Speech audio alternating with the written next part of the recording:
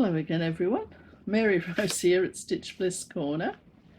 Welcome to anyone who's returning to share in the fun.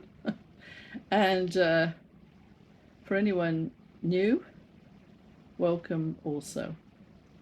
Now today is Monday, March the 11th, 2019, in this neck of the woods. And I have an FFO, a Save the Stitches, something that I've sent to Yany, and she has now received it, so I told her that I would show her the stages of the piece that I made for her, because anyone who's watched me before will see the beautiful piece of work that Yany did for me. And so I did some stitching for her in return. I will show again Yany's work so that you can see it again, and then I will insert a video of what I sent her, and I put a few little extra bits and pieces in there for her. So thank you once again, Yany, for your beautiful piece of kindness that you sent me. That's lovely, and the other things that you sent me as well. And one of those things that you sent me I've already stitched on. She sent me some hand-dyed fabric, and I've framed that, so I'm going to show you that. Then there's the drawing of the Dragons of Sumatra competition, which you'll find out the winner today. I've got dragons up here for the final time today, seeing as I'm still mentioning dragons, and once I've done this one, I'm going to put Scout back in his place of honour, because he has been missed by some of the people who watch me, and I must say I do miss him over my shoulder. Every now and again he will move out just for a week or so if I decide to put some other piece there. But most of the time he will be keeping me company, just as he should be. What else have I got? I think that's probably just about it. I mean, update on Minister, but I might have mentioned that already. Okay, so what will we start out with? I think we might start with the Save the Stitches piece that I picked up, because Harlequin and we had to get some more tyres on our car, and we had to wait for those to be put on. So we went wandering around the neighbourhood, and what should we come across than an op shop, or a thrift shop. I think the Americans call them thrift shops. So we ventured forth and I must say it was a good day to go in there, from my point of view, because I came across this beautiful piece here, and it's silk on satin. If anyone knows what this says, I would be very grateful if they could tell me. The mountains, the little houses here, the willow trees, it's almost like a fishing hut, I guess. Trees, the little bridge, the boat, the little figure there, rocks, water, all in silk there. How beautiful is that?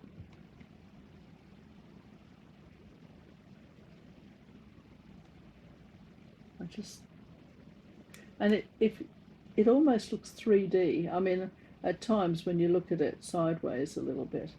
I don't know if that'll come across on the internet, but it certainly does in real life. It's just, I feel blessed, to have found it. It's just so beautiful. So that's the Save the Stitches, $5. I mean, that's, well, I value it very highly. Now, the other thing I picked up was a frame, and I thought I could recycle it. And here it is. I haven't put the full backing on. I've laced the work, but I haven't put the full backing on yet. But I thought I'd just show it to you. And this is the fabric that Yany sent me, and I stitched those little cherubs on there, which I have shown you before. There's a lot of reflection going on. That's my lights up there. But anyway, I did put a little bit of gold on her hair ribbon here, just to pick up the gold in the frame. But you can't really probably see it on the internet, but it does show in real life. And there were a few dings in the framework, but I just got my coloured pencils out, and I just went over the top of the dings, and you can scarcely see them. And I do think it is part of the, you know, it's nice to have a few dings here and there. Shows a nice aging. So, and I wanted to show as much of Yany's lovely fabric as possible, and this frame allowed me to do that with its shape. So there we go. So I'll just pop that down now. Now, speaking of Yany, I will show you the work that she sent me, which is from the birds and the bees. And I mean, that stitching is second to none. It's just so lovely. And she stitches in hand. And she keeps a beautiful tension in her work. She did explain how she did that once. She holds her thumb a certain way and keeps the fabric taut as she stitches. And that's why her work is so beautifully even though she doesn't use a frame. I mean, I think she does. Maybe she uses them sometimes, but mostly she doesn't. And the lovely variegated thread there. And if you just pay attention to this little bird here, there's a reason for that. And I'm now going to insert the video that I did of the stages of the piece that I sent to Yany, and I shall see you back here shortly. I'm recording this for Yany. This is the beginning of the piece that I'm making for her that I can send off to her. Now this is just to show her the fabric that I'm using. It's 25 count cotton even weave, and there it is.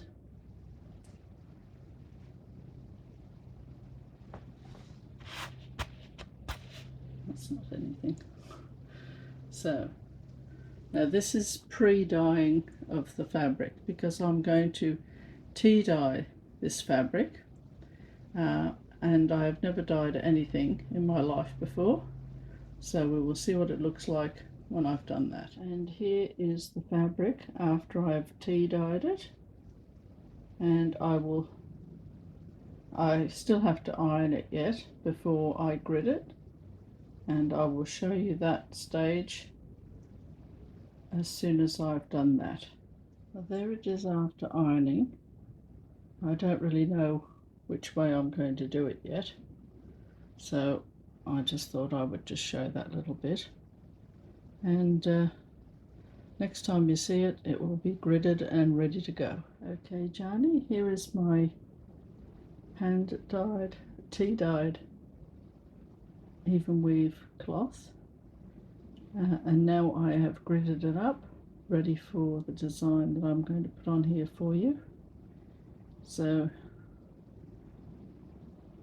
that is the end of the preparatory stage, and now it'll be on to the stitching. Just updating Yany on her piece. I have stitched this design before and I really like it, and I did think that Yany might like it. So I'll just come in a bit closer here.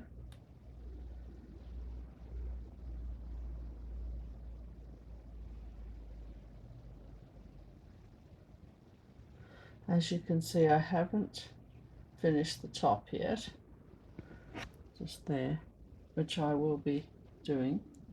and then I'm going to do the same, but I'm going to reverse the design so that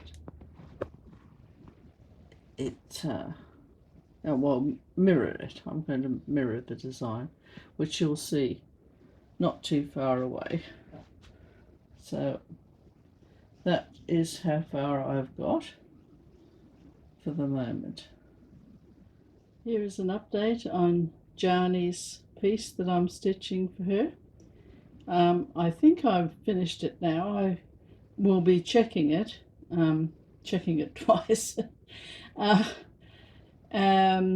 Now I've put the two birds on there, and they're from the beautiful sampler that Yany sent to me. I took a couple of, well, it's the same design, but it's mirrored, just as the design on the right hand side is mirrored to the left hand side. I think I've done that with varying degrees of success. It's very difficult to reverse anything, I've decided, and I probably won't be doing it again. Now the little phrase in the middle is a Mexican phrase in honor of Yany's country, amigos, and I can't really say it correctly, so I won't. I know amigos is how you say it, but I won't do the rest. But the English translation is, friends are born, not made. So I thought I would put some Spanish in there for Yany. And the next time you see this, it will be framed and ready to send over to her. So I'll just do a very quick scan of it. I'll probably go over it again to make sure that I haven't got any loose threads and all that sort of thing. I mean, it's not perfect, but then neither am I, so that's okay. So that's the update, and I shall catch you later. And here's the completed piece that I've stitched for Yany. I will be wrapping it up and sending it off with a few other little bits and pieces in a package for her. The frame is Australian oak. And just a little bit closer there. So I hope she likes it. And there it is. Back again. So I hope that that explained a few things there, Yany, and I hope the grammar is correct in that Mexican saying. I just wanted to honor your country, so hopefully it was correct. And as you can see, I've put two little birds just in memory of the lovely piece of work you did for me. So there we are. Now I did notice I've got a book here on all the stitching from different countries, and as it happens, Yany's country's in here, Mexico, and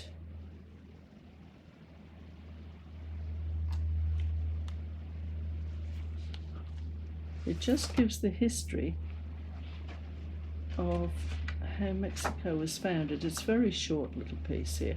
It has to be short because this book covers a lot of countries in the world, and so it just has an open page for each one. Embroidery, traditional designs, techniques and patterns from all over the world. Mary Gostelow. And it just says here, there's the picture there I'm talking about, an eagle with a snake in its mouth, and it just says Very few examples of Mexican embroidery survive from before the overthrow of the local Aztec rulers by the Spaniards in 1519, and embroidery since that date has shown marked Spanish influence. Some reminders of the Aztec culture remain in modern embroidery design, and one of them, the snake-bearing eagle, also forms part of the Mexican coat of arms. According to legend, the Aztecs were told by their god that they would see an eagle with a snake in its mouth land on a prickly pear in the middle of an island. There they should build their capital city. In 1325, the prophecy came true, and the Aztecs founded Tenochtitlan. That's Tenochtitlan, which is now Mexico City, on a small island in the middle of Lake Texcoco, which I probably haven't said correctly. This snake-bearing eagle is often depicted in peasant embroidery, generally with a design outline worked in backstitch and infilled with pattern darning. The design is frequently worked on rough cotton and used for the front panel of a shirt. So there you go, and it's just got a few examples of embroidery from the region. So, just for Yany. Now, I would like to thank everyone for all the art-loving cross-stitchers or stitchers and crocheters and knitters and all the people that are creative with yarn of thread or any other kind of medium. I'd like to thank them for the great response I got to the Degar video, and so thank you very much for that. I very much appreciate it, and I'm going to be presenting Toulouse-Lautrec fairly soon. I've just got to get the bits and bobs together for him. So now I will show you my update on Skating Minister, and here he is, the Skating Minister by Henry Raeburn. He was painted in the late 1700s, and he is skating on Duddingston Loch in Scotland, 1/1 on 28 count. And I have been absolutely enjoying this stitching immensely. Now, I don't know how his coat is going to come up. As you can see, it's fairly dark on here anyway. It's very hard to tell, but he's got some folds in his coat coming out like that, which show up when you look at it, in the flesh, but it doesn't show up so well on Flosstube. So I'm going to just show you where I'm up to with him anyway.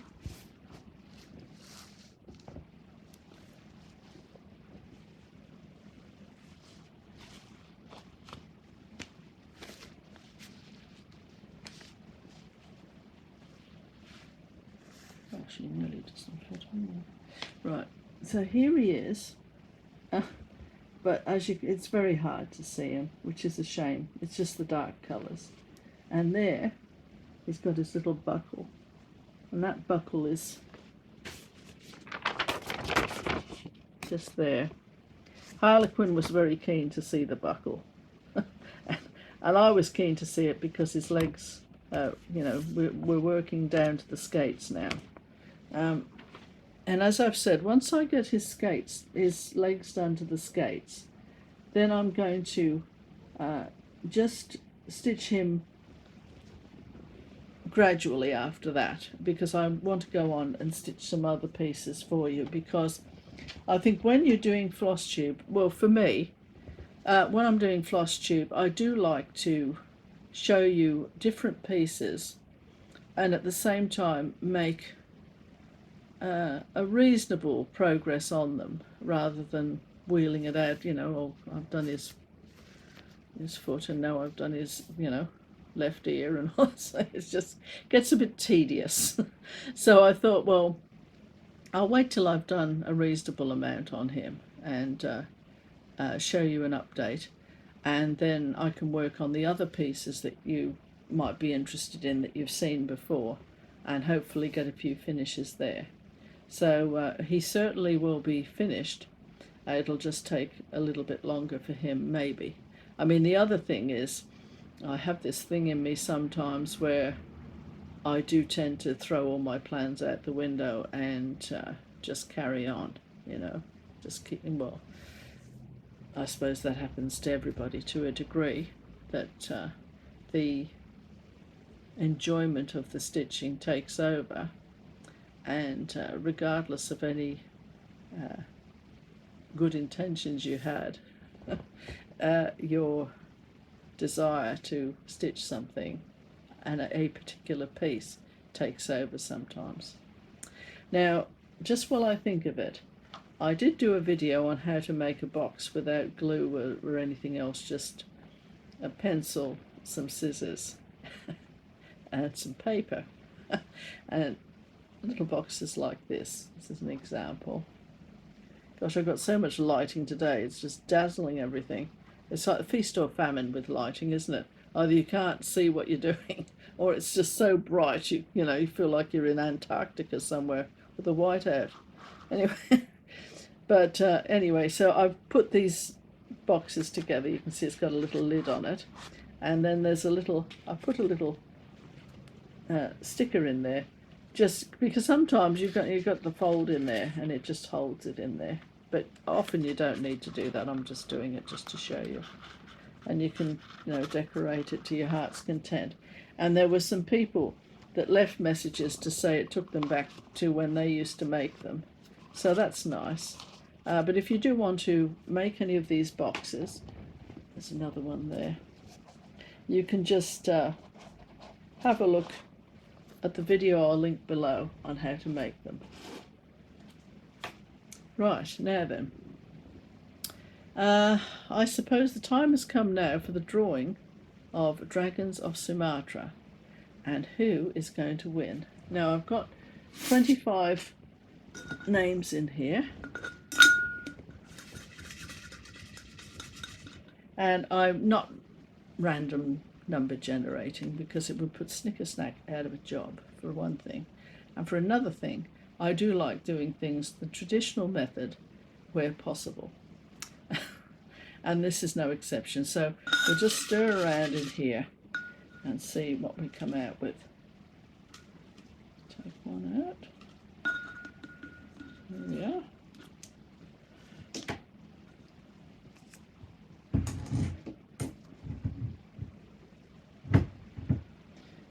And of course it's for Tracy Horner's wonderful design of Dragons of Sumatra. And I've got my name on here, that I completed it in the year, and maybe whoever receives it can do the same thing and pass it on to someone else, and on and on. All right, let's see what we've got here. Oh, Amber Marie in AZ. Well, fancy that, Amber. Well, your ship has come in, hasn't it? That's wonderful. So, Amber, I will message you, and if you get back to me your address, it's on my About page, my email.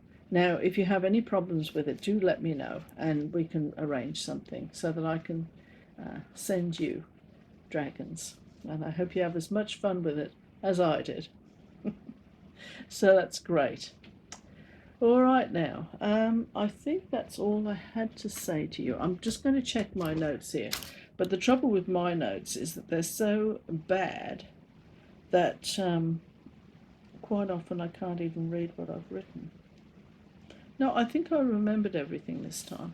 So I will see you again once I have stitched the minister's legs, or I have Toulouse-Lautrec's video ready, and I must say that when I do these videos of the different artists, I learn a lot as well, and I didn't realise quite how much I would find to like in Degar. So anyway, we won't go too far into that because you've got other things to do, and I do want to keep this video fairly short so you can get about your daily business. So thank you for watching, and I shall see you again next time. Goodbye for now from Mary Rose at Stitch Bliss Corner.